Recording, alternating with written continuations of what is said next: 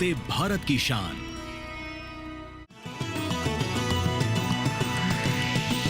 DD किसान, बदलते भारत की शान।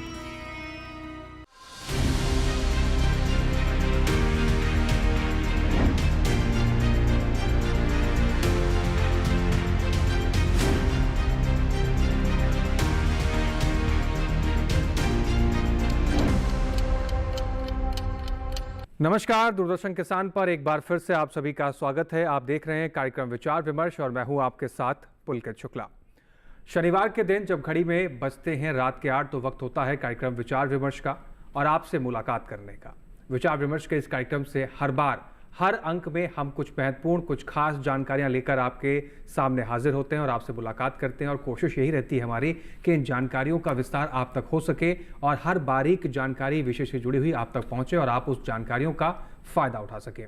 जी हाँ दोस्तों, तो विचार विमर्श के इस कार्यक्रम में आगे बढ़ते हैं और आज बात करते हैं कुछ खास चीज़ों के बारे में जिसके जरिए आपके जीवन में अभूतपूर्व बदलाव आपको देखने को मिल सकते हैं। जी हाँ, आज हम बात करेंगे राष्ट्रीय आयुष मिशन के बारे में। तो राष्ट्रीय आयुष मिशन के बारे में हम बात करें, लेकिन उससे पहले हम आपको ले चलते हैं रामायण के एक ऐसे दृश्य के बारे में याद दिलाने के जिसके जरिए हम आपको राष्ट्रीय आयुष मिशन की एक कल्पना समझने की कोशिश करेंगे और समझेंगे कि आज के समय में राष्ट्रीय आयुष मिशन क्यों ज़रूरी है। हम सभी ने उस समय रामायण का एक चित्र ज़रूर देखा होगा या फिर ये कहें कि उस समय का एक दृश्य ज़रूर देखा होगा जब लक्ष्मण को तीर लगता है और लक्ष्मण भगवान घायल हो जाते हैं और उस समय हनुमान जी से कहा जाता है कि इनका उपचार करने के लिए आप ऋषि को लेकर आइए और ऋषि जी बताते हैं कि एक पहाड़ पर एक आयुर्वेदिक पद्धति है या आयुर्वेद दवा है जिस दवा को लाने के बाद लक्ष्मण जी ठीक हो सकेंगे। उसके बाद आप सभी को पता है कि हनुमान जी जाते हैं, उस पहाड़ को लेकर आते हैं और उसमें से जो ऋषि होते हैं, जो उनके वैद्य होते हैं, वो वैद्य उस आयुर्वेद दवा का इस्तेमाल कर लक्ष्मण जी को ठीक करते हैं और लक्ष्मण जी फिर से पुनर्जीवित हो जाते हैं। अब कुल मिलाकर कहने का तात्पर्य ये है कि हमारे देश के अंदर होम्योपैथिक हो, आयुर्वेदिक हो या यूनानी हो, हमारे देश में इसका खजाना बहुत से बड़े संख्या में मौजूद है। अब इस खजाने का इस्तेमाल हम कैसे कर सकते हैं और हमारे आज की दृष्टि से बात करें तो आज के लोग इसके बारे में कितने जागरूक हैं, क्योंकि हम देख रहे हैं बदलते समय के साथ हमारे स्वास्थ्य समस्याएं भी बढ़ती जा रही हैं। हमारा खान पान बहुत महत्वपूर्ण होता है, उसको भी हम ध्यान में रख के अगर चलते हैं तो काफ़ी सीधे बदलाव हम ला सकते हैं। लेकिन राष्ट्रीय आयुष मिशन के अंदर आयुर्वेद की अगर हम भूमिका की बात करें तो कैसे हमारे देश की दिशा को बदल सकता है और जो हमारे पास पुरातन काल से चली आ रही जो एक खजाने है, इस खजाने का उपयोग हम कैसे कर सकते हैं, कैसे लोगों तक इस खजाने को पहुंचाना है और लोगों को कैसे जागरूक करना है इस खजाने के बारे में, इसके बारे में आज हम चर्चा करेंगे। तो शुरुआत करेंगे कि राष्ट्रीय आयुष मिशन क्या है, कैसे इससे हम जुड़ सकते हैं और क्या क्या फायदा इससे मिल रहा है और क्यों राष्ट्रीय आयुष मिशन की शुरुआत सरकार ने की है। तो इसके बारे में हम चर्चा करने के लिए कुछ खास मेहमानों का पैनल हमारे साथ जुड़ चुका है। तो आइए सबसे पहले उनसे आपको रूबरू करा देते हैं। आज हमारे साथ कविता गर्ग जी हैं, आपका बहुत स्वागत है मैम। आप जॉइंट सेक्रेटरी हैं मिनिस्ट्री ऑफ आयुष से। इसके साथ ही हमारे साथ डॉक्टर रमाकांत यादव जी हैं, सर आपका भी बहुत स्वागत है। आप प्रोफेसर हैं medicine department all India institute of Ayurveda new Delhi से। साथ ही हमारे साथ एक खास और मेहमान हैं डॉक्टर शोभित कुमार जी, आपका भी बहुत स्वागत है डॉक्टर साहब। आप रिसर्च ऑफिसर हैं health family welfare vertical NITI Aayog से। इसके साथ ही चर्चा की शुरुआत करें, कुछ खास जानकारी आप तक पहुंचाएं, लेकिन उससे पहले इस विषय से जुड़ी हुई खास रिपोर्ट पर आइए नजर डाल लेते हैं।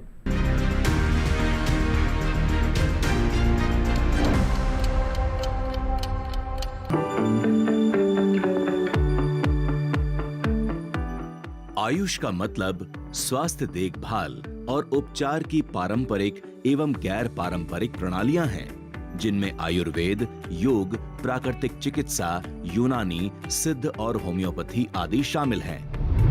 राष्ट्रीय आयुष मिशन एक केंद्र प्रायोजित योजना है। आयुष मंत्रालय ने सितंबर 2014 को इस मिशन की मंजूरी दी थी। बाद में सरकार द्वारा 1 अप्रैल 2021 से 31 मार्च 2026 तक 4,607.30 करोड़ रुपए के वित्तीय व्यय के साथ इसे जारी करने को मंजूरी दी गई। राष्ट्रीय आयुष मिशन का मुख्य उद्देश्य सस्ती आयुष सेवाएं उपलब्ध कराना है। इसके लिए प्राथमिक स्वास्थ्य केंद्रों, सामुदायिक स्वास्थ्य केंद्रों और जिला अस्पतालों में आयुष सुविधाओं का इंतजाम किया जा रहा है। साथ ही आयुष अस्पतालों और औषधालयों को जरूरी दवाओं की आपूर्ति सुनिश्चित की जा रही है और राज्य सरकार के आयुष अस्पतालों व औषधालयों को बेहतर बनाया जा रहा है। इसके अलावा 50 बिस्तर तक के एकीकृत आयुष अस्पताल की स्थापना और राज्य सरकार के शैक्षिक संस्थानों को बेहतर बनाने का काम भी किया जा रहा है। जिस राज्य में ये उपलब्ध नहीं है, वहां योग और प्राकृतिक चिकित्सा सहित नए आयुष शिक्षण संस्थानों की स्थापना का प्रावधान है। इतना ही नहीं, मिशन के अंतर्गत आयुर्वेद, सिद्ध यूनानी और होम्योपैथी फार्मेसियों सहित औषधि परीक्षण प्रयोगशालाओं का सुदृढ़ीकरण भी हो रहा है। साथ ही औषधीय पौधों की खेती और उनका संवर्धन भी इस मिशन के उद्देश्यों में शामिल है। औषधीय पौधे दवाओं के लिए कच्चा माल है। इनकी खेती को बढ़ावा देने से दवा निर्माताओं को कच्चे माल की लगातार आपूर्ति सुनिश्चित हो सकेगी। आयुष मिशन देश में विशेष रूप से पिछड़े और दूर दराज के क्षेत्रों में आयुष स्वास्थ्य सेवाएं, शिक्षा प्रदान करने के लिए राज्य व केंद्र शासित प्रदेशों की सरकारों के प्रयासों का समर्थन करके स्वास्थ्य सेवाओं की खामियों को दूर कर रहा है। इस मिशन के तहत ऐसे क्षेत्रों की विशिष्ट जरूरतों और उनकी वार्षिक योजनाओं में उच्च संसाधनों के आवंटन पर खास ध्यान दिया जाता है। राज्यों व केंद्र शासित प्रदेशों से प्राप्त आंकड़ों के अनुसार 2022-23 के दौरान 8.42 करोड़ लाभार्थी और जनवरी 2023 से अक्टूबर 2023 तक 6.91 करोड़ लाभार्थी इन सुविधाओं से लाभान्वित हुए। केंद्रीय मंत्रिमंडल ने वर्ष 2023-24 तक राष्ट्रीय आयुष मिशन के एक घटक के रूप में राज्य, केंद्र शासित प्रदेश सरकारों के माध्यम से आयुष मंत्रालय द्वारा 12,500 आयुष स्वास्थ्य और कल्याण केंद्रों के संचालन को भी मंजूरी दी है।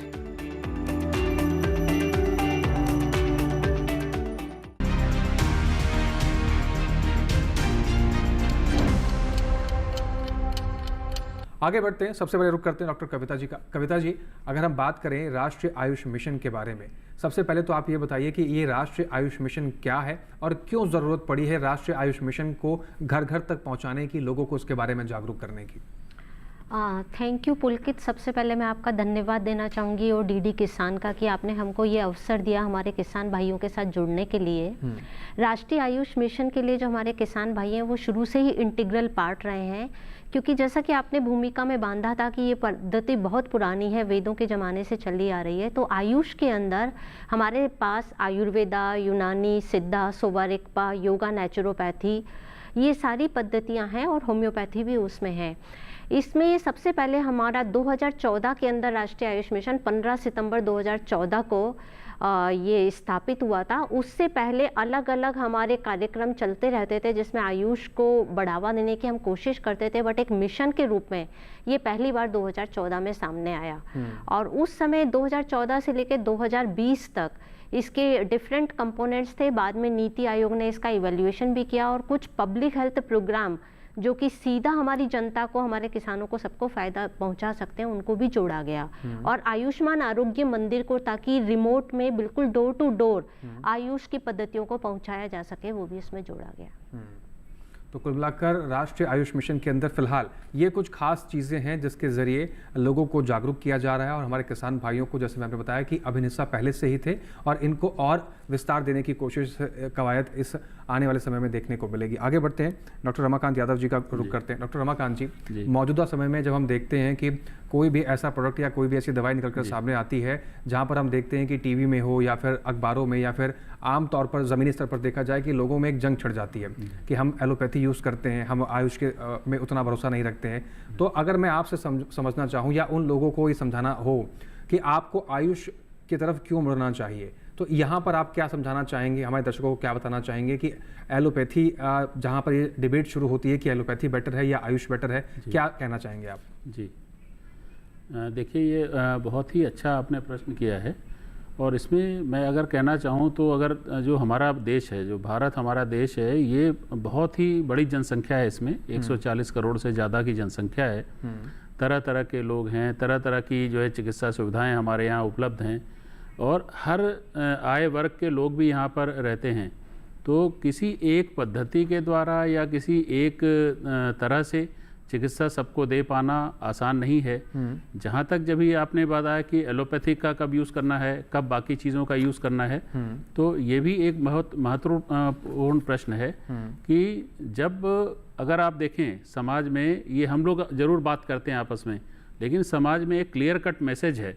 और आप देखेंगे कि कोई भी जो है व्यक्ति आपको अगर कोई इमरजेंसी में कोई प्रॉब्लम आती है, कोई हाई ग्रेड फीवर होता है, कोई सीवियर पेन होता है, तो ऐसी अवस्था में आदमी बहुत जल्दी भाग के इमरजेंसी में विशेष रूप से एलोपैथिक डॉक्टर्स के पास जाता है। लेकिन जब कहीं वो किसी क्रॉनिक बीमारी से, जैसे कोई पेट की या लीवर की या स्किन की या मानसिक कोई पुरानी दिक्कत है, तो उसकी तरह से अगर कहीं उससे प्रभावित होता है, तो वो अब जो हमारी पद्धतियाँ, जो दूसरी अन्य पद्धतियाँ हैं जो कि कम इन्वेजिव हैं, जैसे हमारा आयुर्वेद है, होम्योपैथी है, यूनानी है, सिद्धा है, योग है, इसकी तरफ लोगों का रुझान बहुत तेज़ी से बढ़ रहा है। और ये एक मैसेज जो है, क्लियर कट मैसेज सोसाइटी में है जी। तो लोगों में एक समझ है कि कब हमको जाना है। और एक चीज़ और बता दूं कि जो एलोपैथी भी है, उसमें अगर आप देखेंगे तो पब्लिक में इतनी अवेयरनेस है कि अब वो कहता है कि हम मतलब सुपर स्पेशलिस्ट के पास जाना है। तो इतनी समझ काफ़ी हद तक पब्लिक में आ चुकी है। और जो हम लोगों की पद्धतियां हैं वो भी इसका उपचार कर रही हैं। और कुछ और अगर एक इसमें मैं चीज़ को और ऐड करना चाहता हूँ कि एक समय था, आज से करीब जो है 30-40 साल पहले का, जब हमारे जो संक्रामक रोग थे, जो इन्फेक्टिव डिसऑर्डर थे, वो बहुत ज़्यादा होते थे।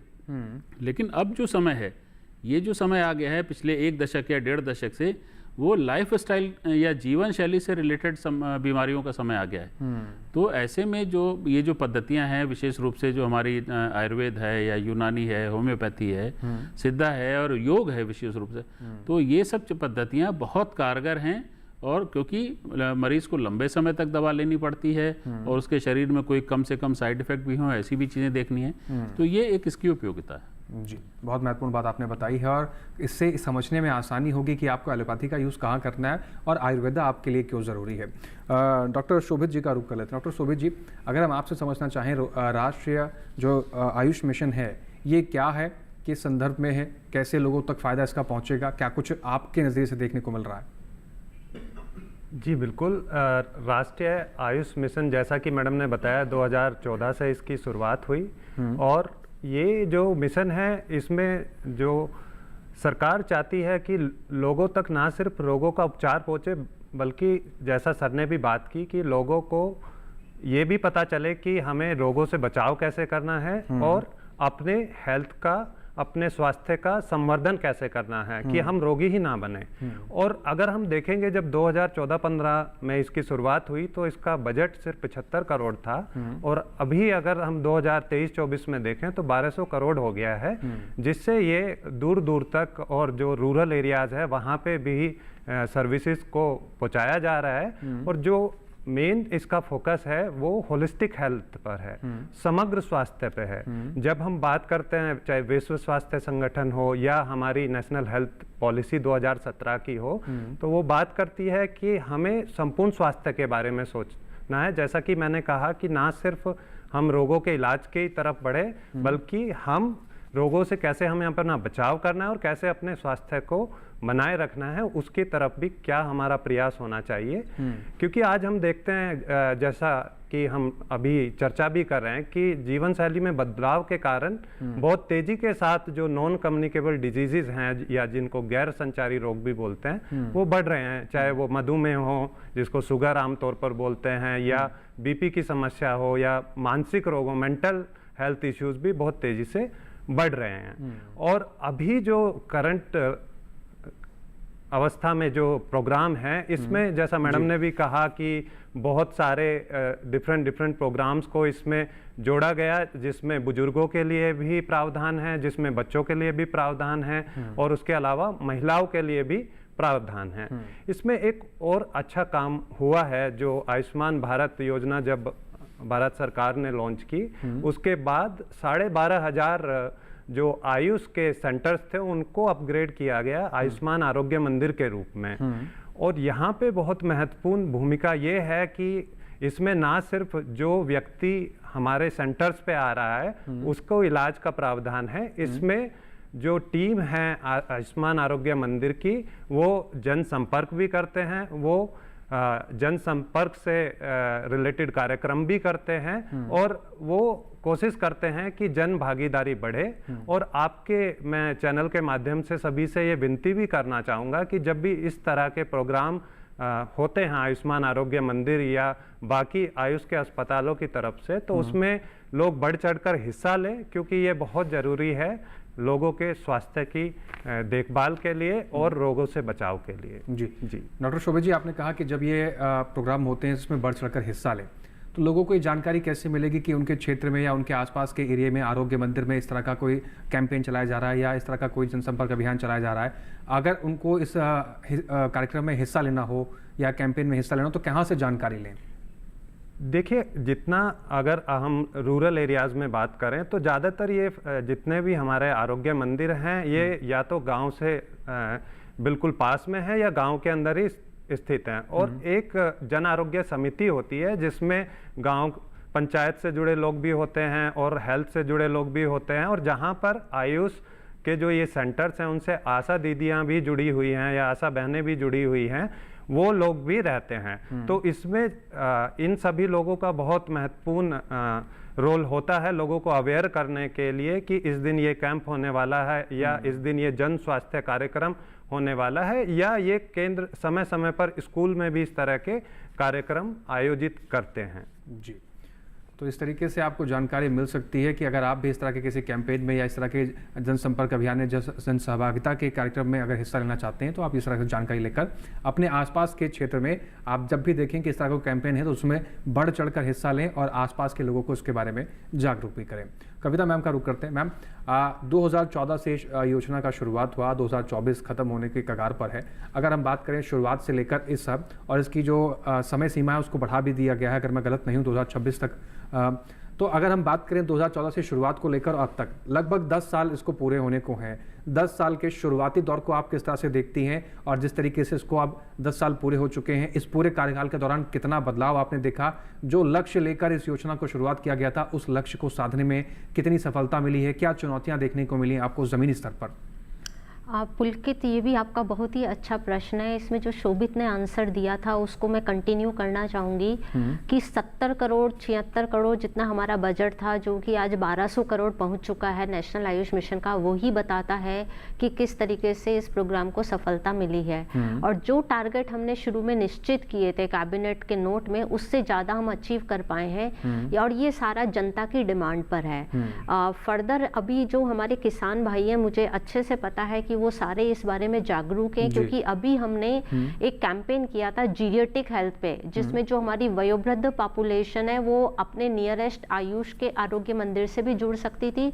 और हमने उस कैंपेन में किया तो 8,86,000 लोग पूरे भारतवर्ष में उसका जीरियाट्रिक कैंप का फायदा उठाए, और बहुत सारी बीमारियों का कंसल्टेशन भी मिला, दवाई भी मिली और रेफरल के लिए, ताकि वो कैंप सिर्फ एक दिन का ना रहे, आगे उनको कहाँ पर फॉलो अप करना है वो सारा उनको समझाया गया।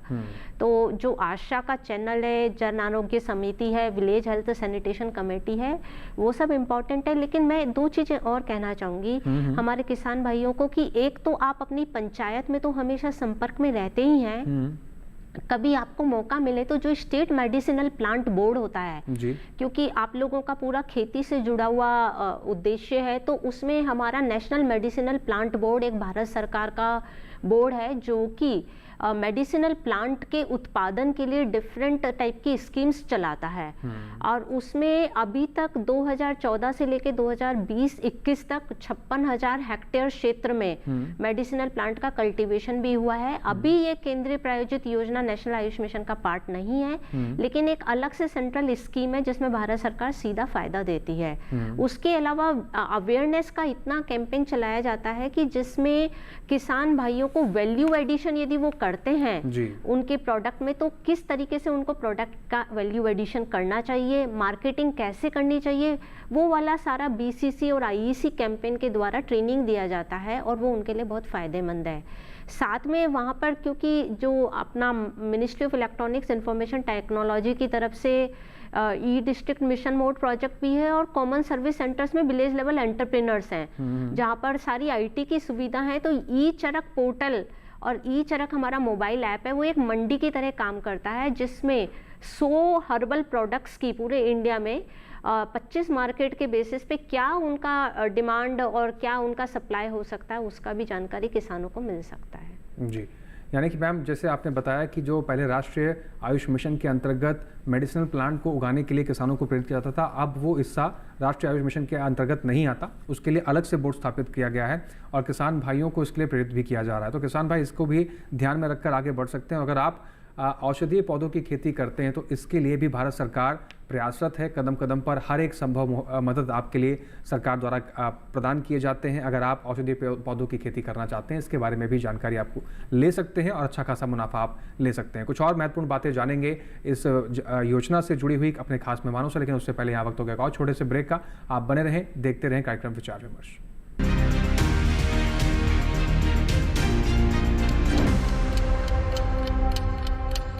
जल्दी टिफिन पैक करो। राजू, मोबाइल छोड़ो।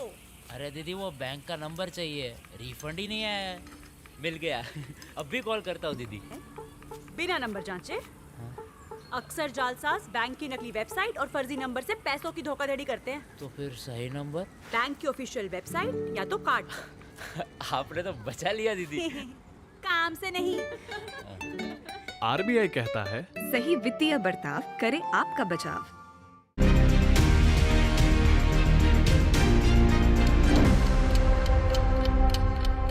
ब्रेक के बाद एक बार फिर से आप सभी का स्वागत है। आप देख रहे हैं कार्यक्रम विचार विमर्श और हम बात कर रहे हैं आज राष्ट्रीय आयुष मिशन के बारे में। क्या है ये मिशन, क्या कुछ इसके अंदर खास है और कैसे इसका आप लाभ ले सकते हैं, जानते हैं अपने खास एक्सपर्ट से।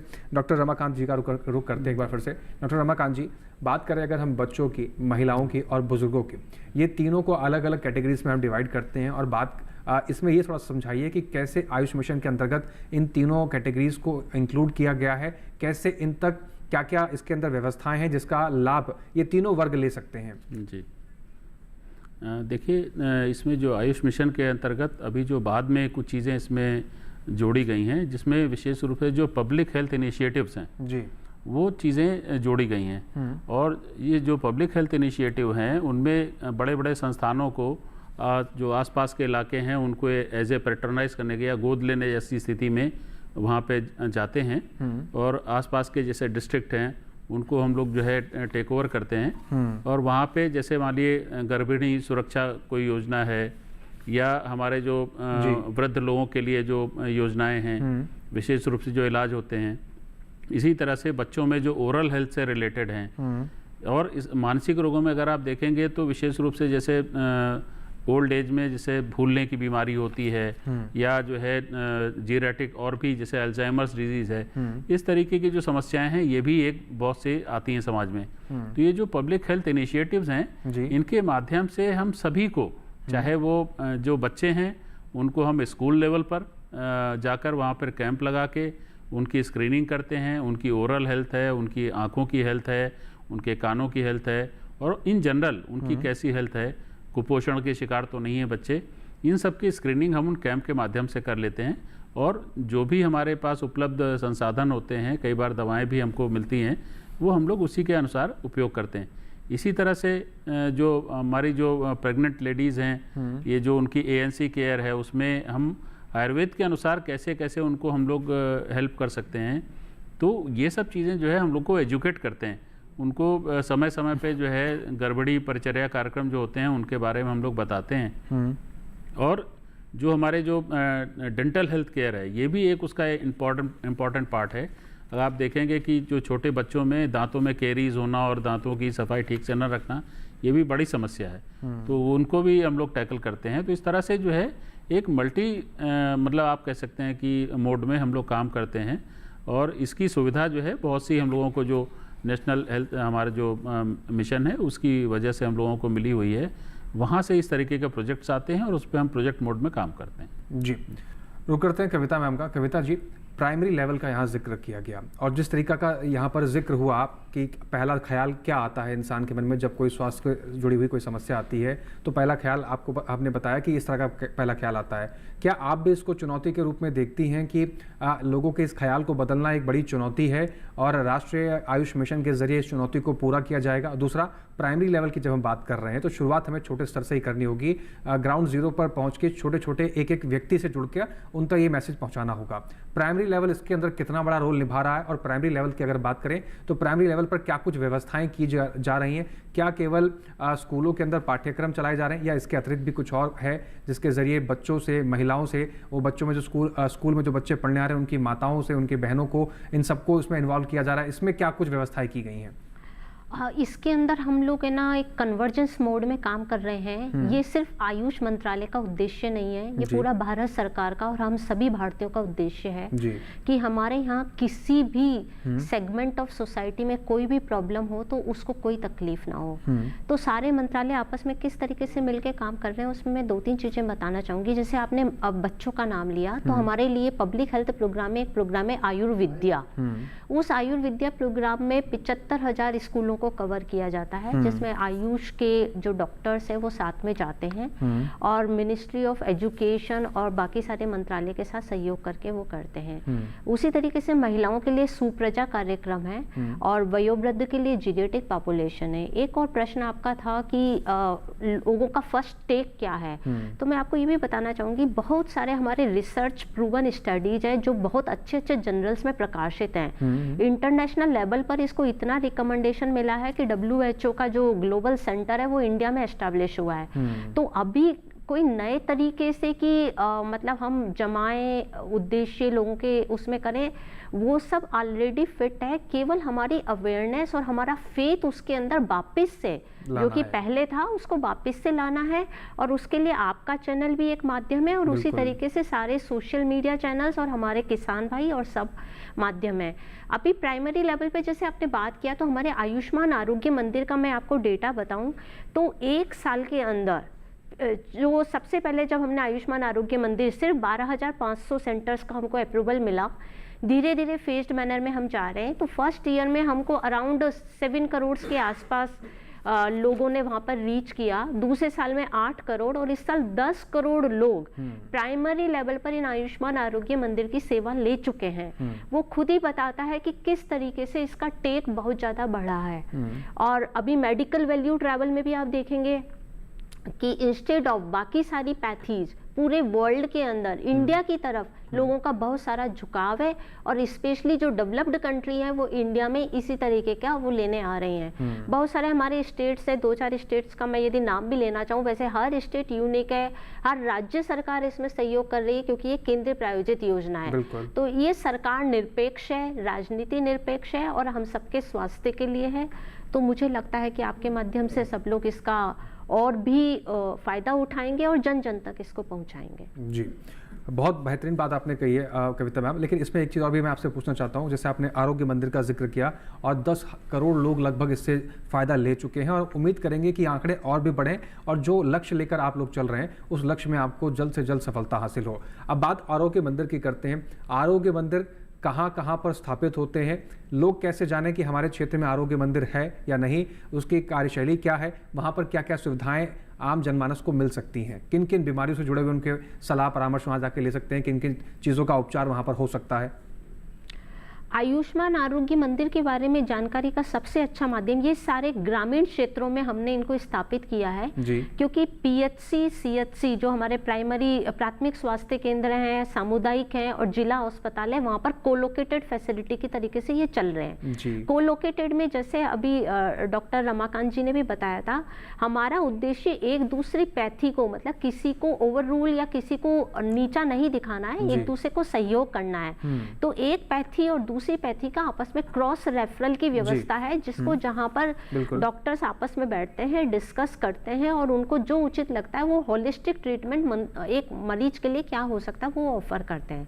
तो वो व्यवस्था अलग है, लेकिन ग्रामीण क्षेत्रों के लिए स्पेशली PHC के अलावा जो दूसरा प्रावधान है वो आयुष्मान आरोग्य मंदिर का किया गया है, जिसमें जैसे पहले शोभित ने बताया था कि जो आशा है वो एक बहुत बड़ा माध्यम है। उसके अलावा जो हमारी आंगनवाड़ी वर्कर्स हैं वो भी एक बहुत अच्छा माध्यम है। मैं, क्योंकि हमने जो ministry of women and child development है उनके साथ पोषण कार्यक्रम में भी आयुष मंत्रालय उनके साथ जुड़ा हुआ है कि किस एज ग्रुप के लिए क्या पोषण होना चाहिए, और उन सबको भी उसका पार्ट बनाया जाता है। इस आयुष्मान आरोग्य मंदिर में हर तरीके की सुविधा रहती है, वहाँ पर डायग्नोस्टिक भी पॉसिबल है, और यदि इस थेरेपिस्ट अवेलेबल है तो पंचकर्मा जैसी थेरेपी, कोक्कड़ और अपना जो सिद्धा का थेरेपी है वो सारा उसके अंदर वर्णम और वो सब हो सकता है। और बहुत सारे मरीज हमारे जो मौजूद भी हैं आपके चैनल के माध्यम से, वो उसका फायदा उठा भी चुके हैं, और उनके बहुत सारे वीडियोज हमारे साथ शेयर जब वो करते हैं, सोशल मीडिया एक ऐसा माध्यम हो गया, तो हमें भी बहुत खुशी होती है कि हाँ, हमारा आयुष जिस तरीके से आगे बढ़ रहा है वो आगे सबको फायदा पहुंचाएगा। इवन वहाँ पे डायग्नोस्टिक की भी फैसिलिटी, तो आपको इधर उधर कहीं जाने की जरूरत नहीं होगी। ब्लड शुगर आपका चेक होना है या फिर आपका बीपी चेक होना है, वो सब वहाँ पर सुविधा मौजूद है, और दवाइयाँ भी फ्री में मिलती हैं। जी कविता जी, इसमें एक चीज़ और भी आपसे हम जानना चाहते हैं। जैसे आपने कई चीज़ों का जिक्र किया और तमाम महत्वपूर्ण जानकारी हमारे दर्शकों तक पहुंचाई है, और कई लोगों को यहाँ इसका लाभ भी मिल रहा है, हमारे माध्यम से भी लोग इसके बारे में जानने का मौका मिलेगा उनको, और वो भी लाभ लेंगे। लेकिन अगर हम बात करें और तमाम ऐसे एक्सपर्ट्स हैं इसके अंदर जिसके बारे में किसान भाइयों को या फिर हमारे दर्शकों को जानना बहुत ज़रूरी है। आपने जिक्र किया तमाम पद्धतियों के बारे में, लेकिन उसमें एक बात और भी जिक्र किया आपने खान पान को लेकर। क्या राष्ट्रीय आयुष मिशन के अंदर सिर्फ उपचार के बारे में बताया गया है, या फिर इन जो तमाम सुविधाएं जो उपलब्ध की गई हैं उसके अंदर सिर्फ उपचार के बारे में बताया जाता है, या हमारे किसान भाइयों के, हमारे दर्शकों को खान पान के बारे में भी जागरूक किया जाएगा राष्ट्रीय आयुष मिशन के तहत? उसमें यह भी बताया जाता है कि आपका खान पान क्या होना चाहिए और खान पान के अंदर कौन किन चीज़ों को शामिल करना चाहिए? खान पान राष्ट्रीय आयुष मिशन का एक बहुत बड़ा उद्देश्य है। जैसे शोभित ने पहले बताया था कि इसमें प्रिवेंटिव मतलब प्रमोटिव हेल्थ केयर, क्यूरेटिव और वो सारे एस्पेक्ट्स के साथ साथ हम प्रिवेंटिव की बीमारी हो ही नहीं, ताकि आपका, क्योंकि बीमारी यदि हुई आपको डॉक्टर के जाना पड़े, चाहे वो एलोपैथी का डॉक्टर है या आयुष का डॉक्टर है, आपका एक अपॉर्चुनिटी कॉस्ट होता है कि उस दिन आपका व्यवसाय छूटा, आपका खेती बाड़ी छूटा और आप वहां पर गए, और एक मेंटल टेंशन अलग रहती है, समय व्यर्थ हुआ वो भी। तो हमारा सबसे पहले उद्देश्य ये है कि आप सेल्फ केयर मॉडल पर आयुष्मान आरोग्य मंदिर काम भी करते हैं, और सेल्फ केयर मॉडल पे आईईसी और बीसीसी की एक बिहेवियर चेंज की कैंपेन करते हैं, जिसमें हम लाइफ स्टाइल रिलेटेड आपका क्या हर रेजिमेंट होता है, जैसे सीजनल की सीजन में क्या खाना चाहिए। और वैसे हमारे किसान भाई बहुत ज्यादा इसमें, जो महिलाएं हैं किसानों के परिवार में, बहुत ज्यादा जागरूक हैं। शुरू से ही ये हमारी जो जीन्स है उसके अंदर इनकलकेट है कि क्या खाना चाहिए। तो ग्रामीण क्षेत्रों में आप देखेंगे इतनी बीमारियां नहीं होती जितनी कि अर्बन एरिया में होती है, उनके खान पान की जो वेस्टर्न तरीके हम अडॉप्ट करने लगे हैं। तो यस, आपका जो प्रश्न था वो उचित है। यहाँ पर डाइट से रिलेटेड बीसीसी आईईसी का कैंपेन किया जाता है, और हमारे आयुष्मान आरोग्य मंदिर पे मरीज के लिए क्या डाइट, क्या योग उसको अपनाना चाहिए वो भी उनको बताया जाता है। और डिफरेंट मंत्रालयों के माध्यम से भी हम ये सीजनल रेजिमेंट, डाइटरी रेजिमेंट सबका उनको बताते हैं कि किसके लिए क्या उपयुक्त रहेगा। जी, डॉक्टर शोभित जी का रुख करें। Doctor Shobhit ji, as a research officer बात उस पर करते हैं हम, जब बात यहाँ पर आती है कि उस ट्रस्ट को वापस से बिल्ड करना है। जैसे मैंने पहले भी कहा कि जब हम बात करते हैं तो बहुत गौरवशाली महसूस करते हैं, लेकिन जब इन पद्धतियों को अपनाने की बात आती है तो लोग कहीं ना कहीं पीछे हट जाते हैं, थोड़ी सी कंजूसी करते हैं कि नहीं यार ठीक है, बात करने में सही है लेकिन अपनाने में थोड़ा सा कहीं कंजूसी बरतते हैं। आम जनमानस की अगर बात करें, उस ट्रस्ट बिल्डिंग को अगर देखा जाए तो उसको कैसे टैकल किया जाए, क्या ये बहुत बड़ा चैलेंज है? और रिसर्च ऑफिसर के नाते आप ने जो रिसर्च किया होगा उसमें आपने क्या पाया कि क्या वजह रहती है जिसकी वजह से लोग पीछे हटते हैं, और कैसे उसको उस जो गैप है उसको ब्रिज किया जाए?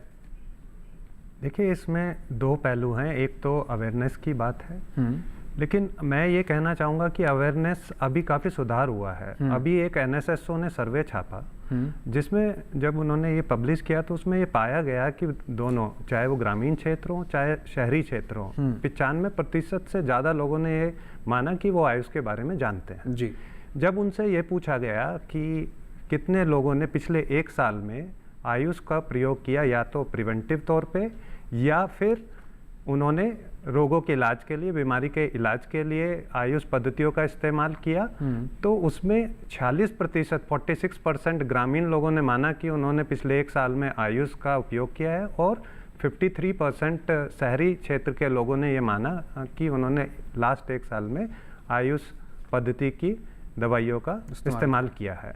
अगर हम रिसर्च अभी देखिए सबसे इम्पॉर्टेंट आज आईटी के ज़माने में एक बहुत इम्पॉर्टेंट चीज़ ये है कि पब्लिकेशंस जो हमारे रिसर्च के हैं वो पहले भी थे। आज हमारा एक आयुष रिसर्च पोर्टल है जिस पे 40,000 से ज़्यादा पब्लिकेशंस हैं रिसर्च रिलेटेड। तो काफ़ी कुछ रिसर्च हो रहा है और मैं समझता हूँ कि जैसे जैसे धीरे धीरे आयुष की पहुँच जनमानस तक और बढ़ेगी और इस तरह के कार्यक्रम और अधिक आयोजित होंगे तो लोगों को इस बारे में अवेयरनेस भी होगी।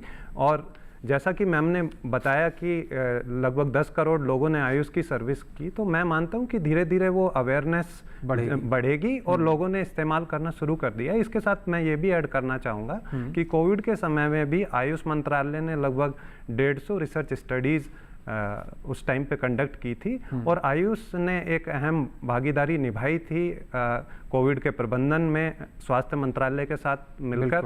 लगभग 30,000 से ज़्यादा आयुष के जो डॉक्टर्स थे या नर्सिस थे या अदर स्टाफ थे उन लोगों को डिप्लॉय किया गया था कोविड के मैनेजमेंट के लिए। और उसके अलावा जो राज्य सरकारों से भी डाटा प्राप्त हुआ तो बहुत बड़ी संख्या में उन्होंने लोगों को प्रिवेंटिव मेजर के तौर पर या इम्यूनिटी बूस्टर के तौर पर दवाइयों का प्रयोग किया गया था। तो मैं समझता हूँ कि धीरे धीरे ये अवेयरनेस बढ़ रही है और धीरे धीरे लोग इस पद्धति को अपनाएंगे। जी, तो धीरे धीरे अवेयरनेस बढ़ रही है और धीरे धीरे ही हम आगे बढ़ेंगे और जो हमारा लक्ष्य है उसको हासिल करेंगे। और आपसे भी यही कहेंगे कि राष्ट्रीय आयुष मिशन जो ये योजना है ये बहुत लाभकारी योजना है। जितनी जल्दी हो सके अगर आपने अभी तक इस योजना के किसी भी हिस्से का फ़ायदा नहीं उठाया है तो आप जल्दी से संपर्क कीजिए और किसी भी तरीके के स्वास्थ्य के रूप से आपको परामर्श चाहिए, कोई सुझाव चाहिए तो आप इस योजना का लाभ ले सकते हैं। अच्छा खासा आपको स्वास्थ्य परिवर्तन देखने को मिलेगा और अच्छे तरीके से आप अपनी ज़िंदगी को खुशमिजाज तरीके से जी पाएंगे। आगे बढ़ेंगे, कुछ और महत्वपूर्ण जानकारी लेंगे, लेकिन उससे पहले यहाँ वक्त हो गया एक और छोटे से ब्रेक का। बने रहें, देखते रहें कार्यक्रम विचार विमर्श।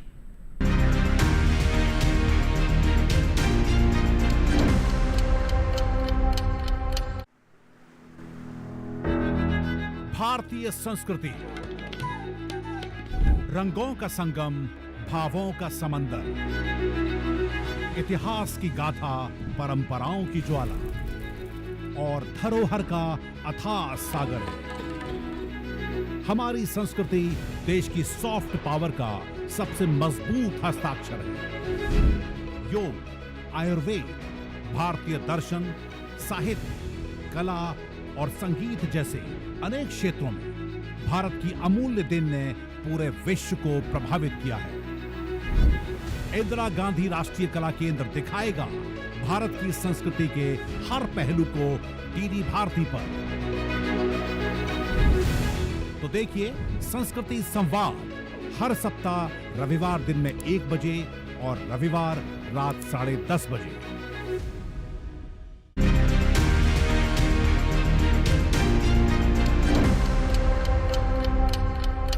ब्रेक के बाद एक बार फिर से आप सभी का स्वागत है। आप देख रहे हैं कार्यक्रम विचार विमर्श और राष्ट्रीय आयुष मिशन क्यों जरूरी है और कैसे इसका लाभ ले सकते हैं, इसके बारे में बहुत महत्वपूर्ण जानकारी अब तक हमने जानी है और आगे भी इस चर्चा को आगे बढ़ाते हैं। डॉक्टर रमाकांत जी का रुख करते हैं। डॉक्टर रमाकांत जी, हमारे देश में बहुत दुख से मुझे कहना पड़ता है कि हमारा देश एक कहा जाए तो डायबिटिक कैपिटल बनता जा रहा है और कई जगह पर इसको ये नाम से भी भारत को बोला जाता है कि अब भारत डायबिटिक कैपिटल बन गया है। डायबिटीज़ है, ब्लड प्रेशर है और कैंसर जैसी गंभीर बीमारियां हमारे देश में काफ़ी लोग इससे ग्रस्त होते हैं। लेकिन अगर राष्ट्रीय आयुष मिशन के अंतर्गत बात की जाए, क्या आयुर्वेद के ज़रिए इन बीमारियों का उपचार किया जा सकता है? कितना संभव है? क्या पद्धतियां होती हैं? क्या क्या सुझाव सलाह डॉक्टर्स अगर देखा जाए तो डॉक्टर के नज़र से देखना चाहिए? कितनी पहले इन चीज़ों को डिटेक्ट कर लिया जाता है और कितनी जल्दी अगर हम आयुष को अपना लें तो इससे समाधान पा सकते हैं? जी, बहुत महत्वपूर्ण प्रश्न है ये।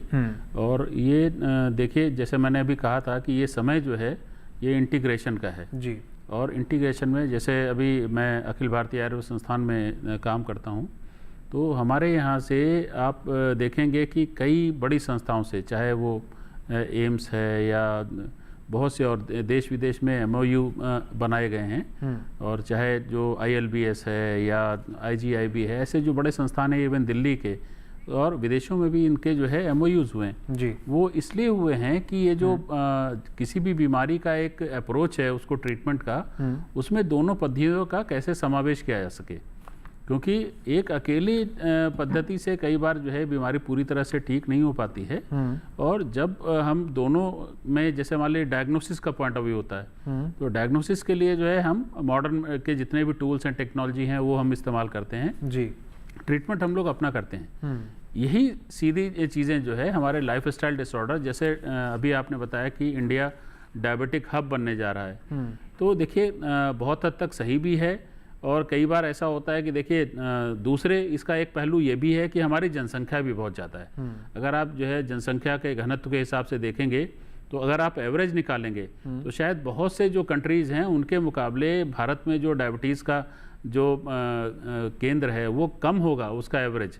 लेकिन चूंकि जनसंख्या ज़्यादा है तो वो ज़्यादा चीज़ें दिखती भी बहुत ज़्यादा हैं। तो हम लोग, हालांकि मैं इस बात को ये नहीं कहता कि मतलब यहाँ कम है, लेकिन फिर भी अगर आप देखेंगे, जब इस तरह से हम लोग इसको सोचेंगे, जब मरीज़ हमारे पास आता है, अगर आज की तारीख में देखें हमारे यहाँ जो डायबिटीज़ केयर यूनिट है उसमें लगभग हम लोग अब क्या है कि एविडेंस बेस काम करने के लिए आजकल जो है कोशिश कर रहे हैं। तो लगभग 40 से 50 हज़ार से ज़्यादा मरीज़ों का डेटा हमारे पास उपलब्ध है। इसी तरह से अगर आप जो है लाइफ स्टाइल डिसऑर्डर जैसे और भी हैं, जैसे हाइपरटेंशन है, इसी तरह से अभी हम लोगों ने एक इंटीग्रेटेड नेफ्रोलॉजी यूनिट भी खोली है जिसमें हम लोग जो है किडनी से रिलेटेड, तो उसमें कई बार ये देखने में आया है कि हम मरीज़ की जो क्वालिटी ऑफ लाइफ है उसको इम्प्रूव करने में काफ़ी हद तक सफल हो पाते हैं। तो ऐसे में हम ये नहीं कहते कि आपको किसी को दवा को आपको छोड़ना है या ये करना है, आपको ऐसा नहीं है। लेकिन मरीज़ की जो प्रकृति है, उसके रहन सहन, खान पान, उसकी एडवाइस करके हम चीज़ों को चेंज करने की कोशिश करते हैं, क्वालिटी इंप्रूव करने की कोशिश करते हैं। इसी तरह से जो एक और बहुत, जैसे आपने हाइपरटेंशन कहा, हाइपरटेंशन भी जो है जब आप उसको हाइपरटेंशन में आप दवाओं का तो अपना रोल है, आप उसको नकार नहीं सकते, लेकिन दवाओं के साथ साथ जो रहन सहन है, जो आपकी जीवन शैली है, उसमें क्या परिवर्तन करने चाहिए, और योग है, मेडिटेशन है, और ये सब चीज़ें जब आप अपनाएंगे तो एक समग्र रूप से उसका ट्रीटमेंट संभव हो पाता है। तो इसलिए जो है सभी पैथीज का इंटीग्रेशन चाहिए, और सभी के जो एक्सपर्ट्स हैं, और हम लोग ये अपना काम कर रहे हैं डिफरेंट MOUs के माध्यम से। हम लोगों ने बहुत से जो है आपस में बैठ के, और इसी तरह से एक आपने कैंसर का नाम लिया, तो हमारे यहाँ एक इंटीग्रेटेड कैंसर यूनिट भी चलता है जिसमें कि हर जैसे एम्स से भी, हमारे जो आयुर्वेद के भी, हमारे यूनानी के, सिद्धा के सारे एक्सपर्ट जो हैं एक बार बैठ के एक बार कोई पेशेंट को देखते हैं। तो अगर किसी पेशेंट की रेडियोथेरेपी चल रही है या कीमोथेरेपी चल रही है तो उनके साइड इफ़ेक्ट्स को हम कैसे कम कर सकते हैं, उनके जो है इसमें सभी से आपस में विचार विमर्श करके हम लोग उसका इस्तेमाल करते हैं। उसमें औषधियाँ भी कुछ हैं, खान पान की टेक्निक्स हैं, पंचकर्म की टेक्निक्स हैं। तो ये जब हम साथ साथ लेके चलते हैं तो ये बहुत सी बीमारियां जो हैं उसमें बहुत ही फेवरेबल रिस्पांस देखने को मिलता है। तो ये मेरा सबमिशन है जी। कविता मैम का रुख करते हैं। कविता मैम, सोशल मीडिया के, इंटरनेट के इस दौर में हम सोशल मीडिया पर कई बार ऐसी वीडियोस या ऐसे मैसेजेस भी देखने को मिलते हैं कि आयुर्वेद के नाम पर कुछ भी लोग परोसते हैं या कुछ भी लोगों को बांटना शुरू कर देते हैं। थोड़ी सी गलत जानकारी उनको कितना नुकसान पहुंचा सकती है आयुर्वेद के क्षेत्र में, एक तो आपसे ये जानना चाहते हैं। और दूसरी बात, उस जानकारी को अगर कोई दर्शक हमारा देख रहा है सोशल मीडिया के माध्यम से या किसी भी अन्य माध्यम से, क्योंकि हर जानकारी को कंट्रोल करना बहुत मुश्किल है आज के दौर में, क्योंकि इंटरनेट बहुत तेज़ी से लोगों के पास पहुँचा हुआ है। और इसी संदर्भ में अगर हम बात करें कि कैसे हम समझें कि ये जो आयुर्वेद के नाम पर हमें दिया जा रहा है, क्योंकि आप देखते हैं बहुत से कमर्शियल भी ऐसे हैं जहाँ पर आयुर्वेद के नाम पर कुछ भी लोगों को बेचा जा रहा है और लोग उसकी तरफ आकर्षित भी होते हैं और लोग उसको ले भी लेते हैं। तो इसको फ़र्क करना कितना महत्वपूर्ण है और कैसे समझें कि ये वाकई में आयुर्वेद है या यूनानी है, होम्योपैथी है, या सिर्फ प्रचार प्रसार किया जा रहा है, उसके नाम पर सिर्फ बेचा जा रहा है, या सिर्फ उसको लपेटने की कोशिश की जा रही है, इस तरह से कुछ? पुलकित, ये बहुत ज़्यादा इम्पॉर्टेंट है और मीडिया में भी अभी थोड़े टाइम पहले आया था।